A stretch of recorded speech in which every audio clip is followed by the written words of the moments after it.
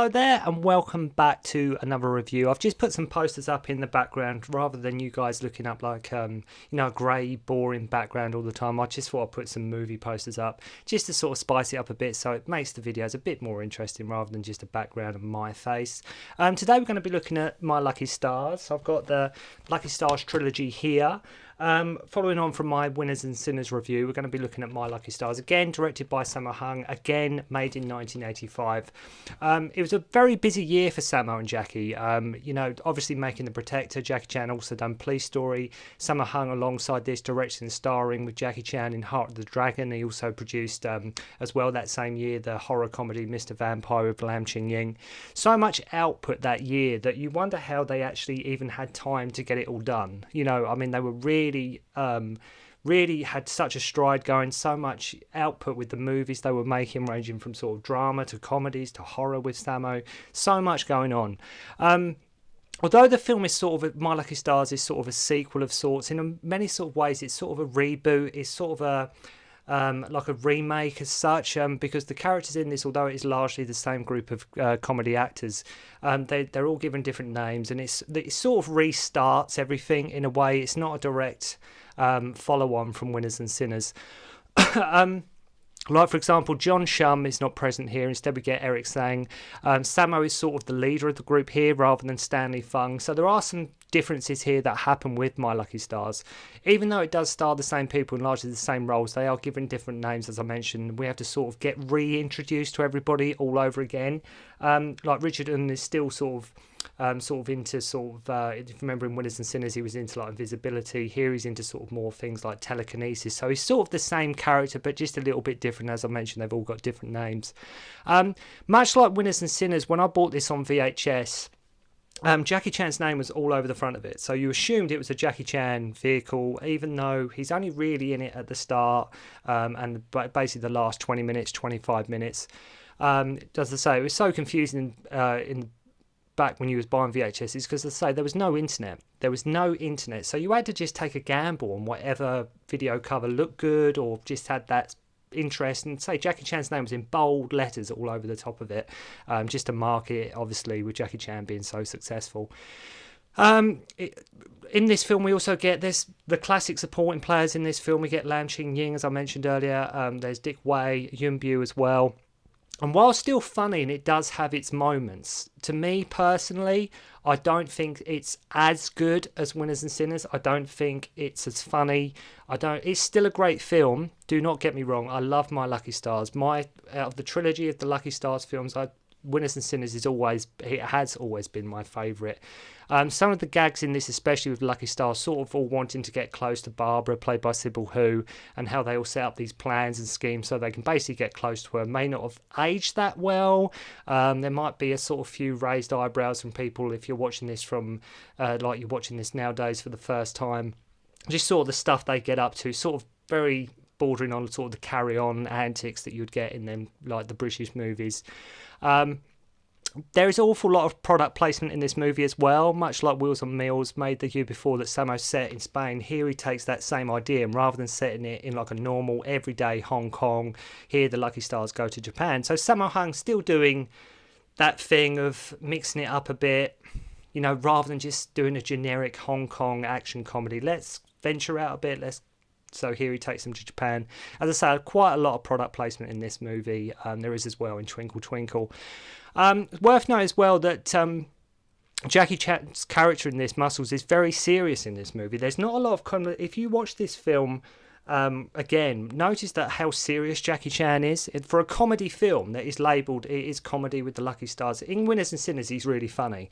In this, his character Muscles, he's very serious. He's very sort of, he's just very much playing that hard-edged cop role that he was just, got so famous for, like Police Story and everything. I mean, he hardly cracks a smile, Jackie Chan, in this movie. It almost seems humourless compared to the character he played in Winners and Sinners.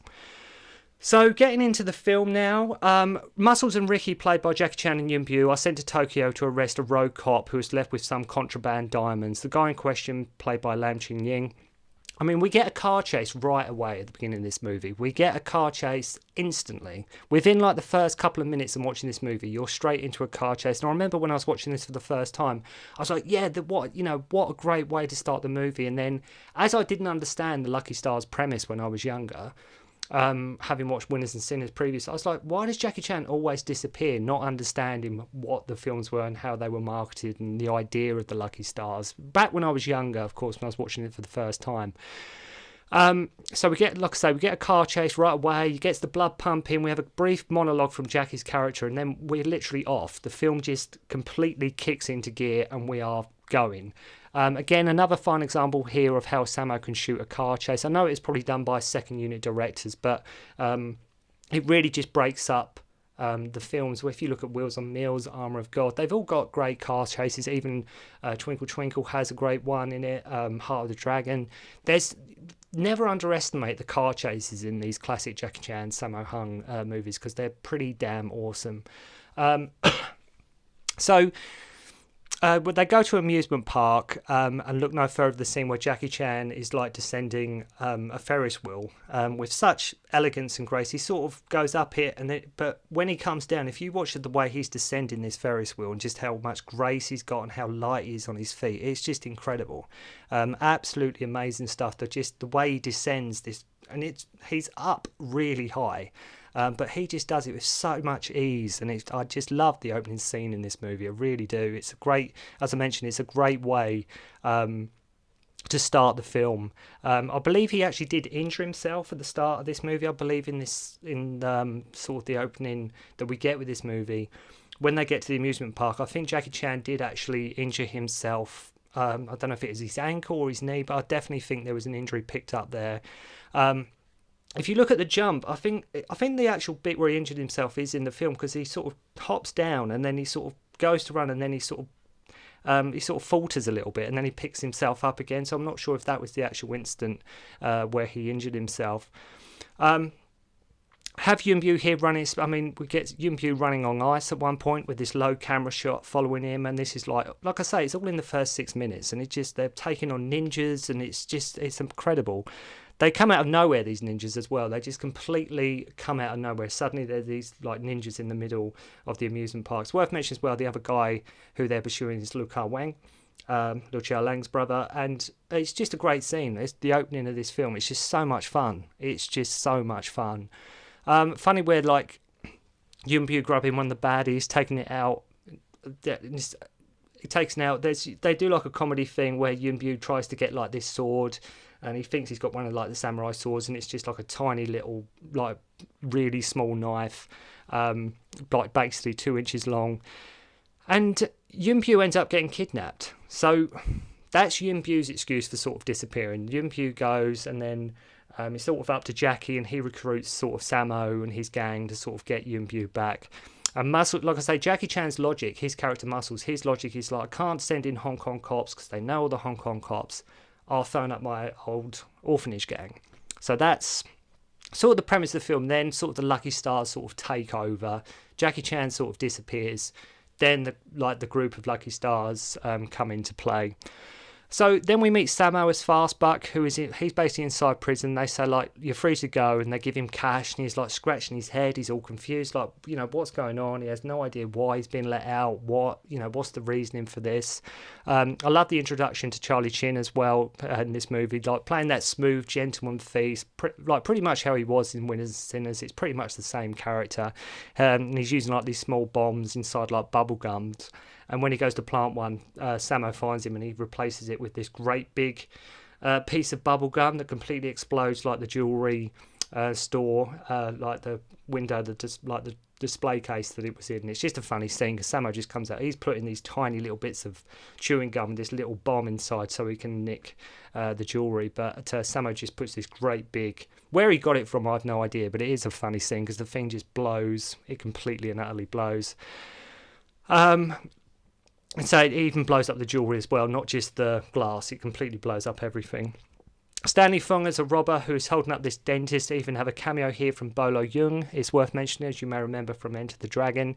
Richard, and as I mentioned, is still the eccentric one, but this time rather than invisibility, if I can say invisibility, as I mentioned, he's more into sort of telekinesis, moving things around.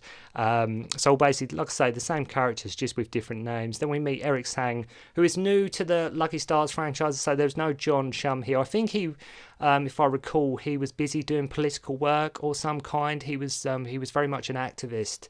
So I think that's what he was busy doing at the time, why Eric was brought in, sort of a replacement to sort of build up the Lucky Stars group. Say, all just the same characters, just with different names, basically.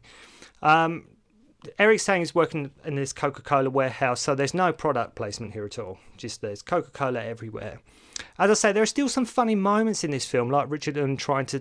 Another great scene I love is when Richard is trying to steer the van they're in, just driving it with his mind, and someone's like, what are you doing? Because he's just like, and he's going, turn left, trying to dictate what the wheel does without touching it. And it's just quite funny. Not as funny as him thinking he's invisible in Winners and Sinners, but it is still quite funny. Stanley Fung as well, saying he did take Blockhead and his sister in to come live with him, but when she got married, he threw them out. There are little lines there, like, because he's Blockhead. Eric Stang's sort of the klutz of the group. That's what he's sort of playing. And there's a few, like I say, a couple of lines when he said he used to live with me, him and his... and his sister, they used to come and live with me, but when she got married, I just kicked him out. So they'll get this accommodation where they eat some dodgy grapes, and then they meet Barbara, played by Sibelle Who.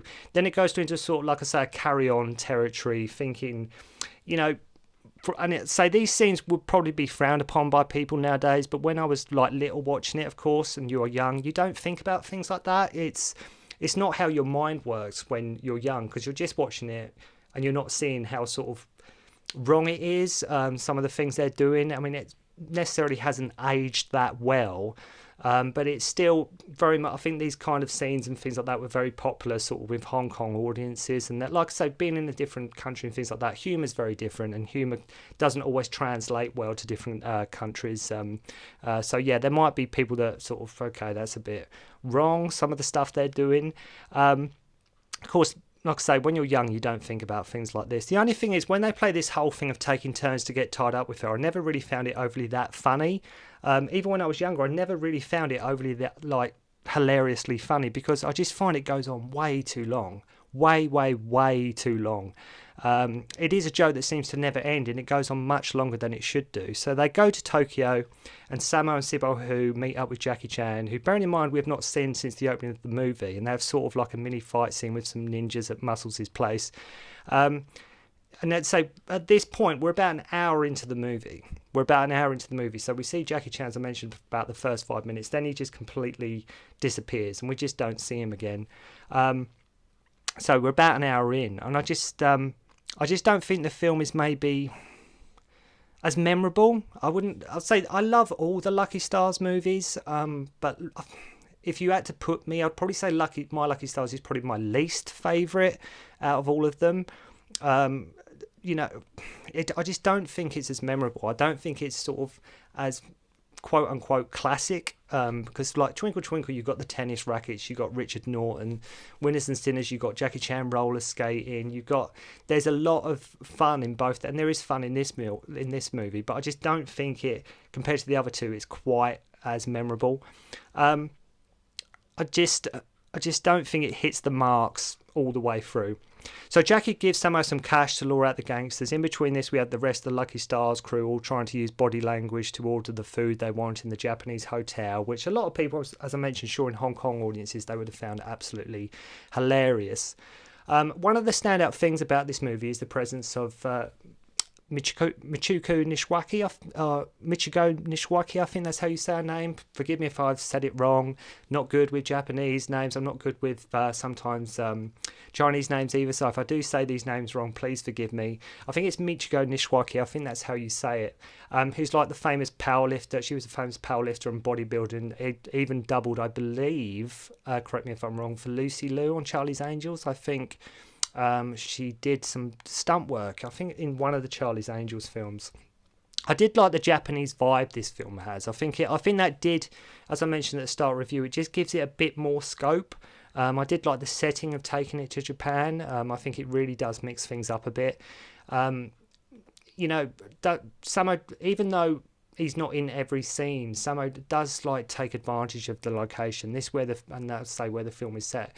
So Sammo goes to deliver this money to the gangsters, and we have Muscles dressed up as one of the characters in the amusement park, even though you could probably assume Jackie Chan was not in that costume during the bulk of that sort of fight scene when he's going into the sort of haunted house, because it was a great way to sort of pretend it's Jackie Chan, but it's not actually Jackie Chan, because Jackie Chan was obviously busy shooting other films. And this scene was probably one of the absolute best moments of the film, which just is absolutely so entertaining. Just the premise of it and the idea of it. I know he's in, like I say, this sort of theme park character costume. But the idea of Jackie Chan going through this haunted house, and Sammo getting very much back into sort of spooky encounters vibes here, encounters of the spooky kind, sort of Mr. Vampire territory, getting into that sort of horror element. And it's a fantastic, absolute little bit in the film. It really is incredible. I mean, I could have quite easily had a whole film of this. Jackie Chan going through a haunted house, battling ghosts and like demon samurai, and this scene is probably the closest Jackie Chan has ever come to sort of a horror setting. Sammo is such a genius in the way that he's tried many different genres over the years, but Sammo, you can tell he has always had an affiliation and a love for going back to that horror. He always, if you look, say you've done Spooky, Mr. Vampire, Spooky Encounters 2, Encounters of the Spooky Kind, Dead and the Deadly, it's obviously a genre that he has a lot of, like a soft spot for. Bear in mind, this is Sammo Hung.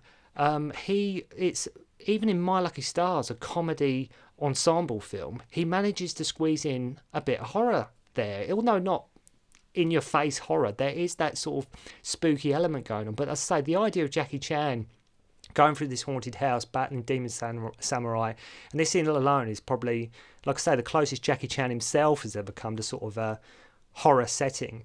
I mean, there's arms and everything trying to grab him. Just the most fun the film has been up to this point. And it's right near the end, but it's such a fantastic scene. I can't stress it enough. I love as well in that scene as well, you watch when it goes to sort of a snow environment, and I'd say these samurai coming out of everywhere. You're seeing like people, like models, and you're not sure if it's a real person, if it's going to come to life or not. It's just, and it does border on, like I say, quite very intense sort of horror, and Jackie's shooting some, but he's fighting others, and it's great, absolutely great going through that ghost house. So the end fight we have with Dick Wei taking on Jackie Chan. Dick Wei, you may remember from Project A, sporting a huge ponytail. And Dick Wei is very much, they always give him some sort of gimmick with his hair or something.